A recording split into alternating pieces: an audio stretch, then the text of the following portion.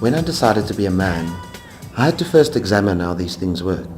I remembered my mother saying, "Don't do these things you do. It's what men do." And as a teenager I was awkward, not a very girly girl.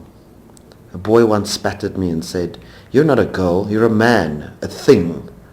I think we all grow up thinking gender works that way. But try to claim these insults like that and say, "Yes, I am a man," and you will see how people return to saying, "You have a vagina, you're a woman." Or for others, "You have a penis and that's what makes you a man." And then they try to force you to wear the right uniform. I soon realized that there are two things going on here.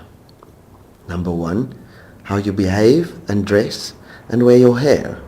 And number two, what's going on your body.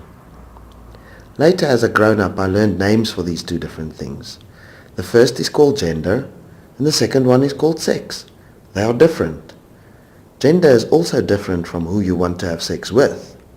But some people tend to mix and match the two. It makes them happy. These people call themselves transgender. I was quickly told though, by some, that mixing and matching is wrong. Apparently if you have one of these and two of these, you have to wear one of these. And if you have one of these, you have to wear one of these.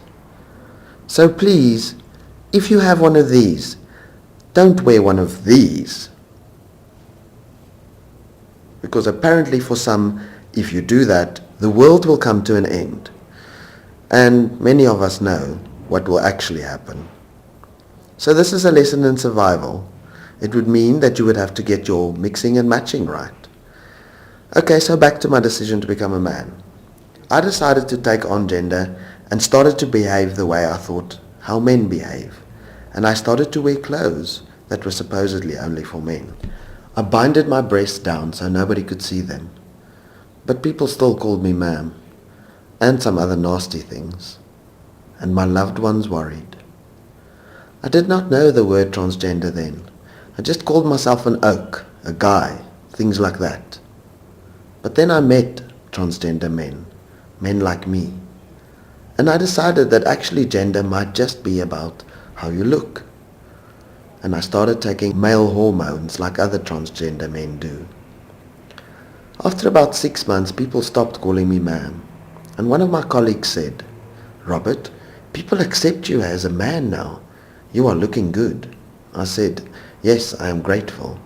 And she said, "Robert, are you happy now?"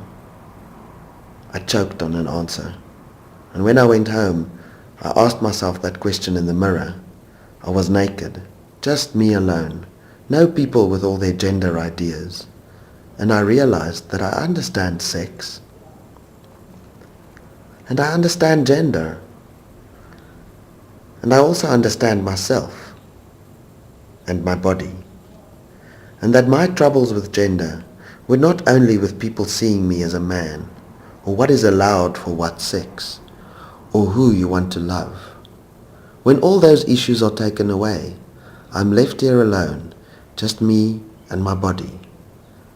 And the longing to have a male body is my longing, and it's a strong longing and an old longing.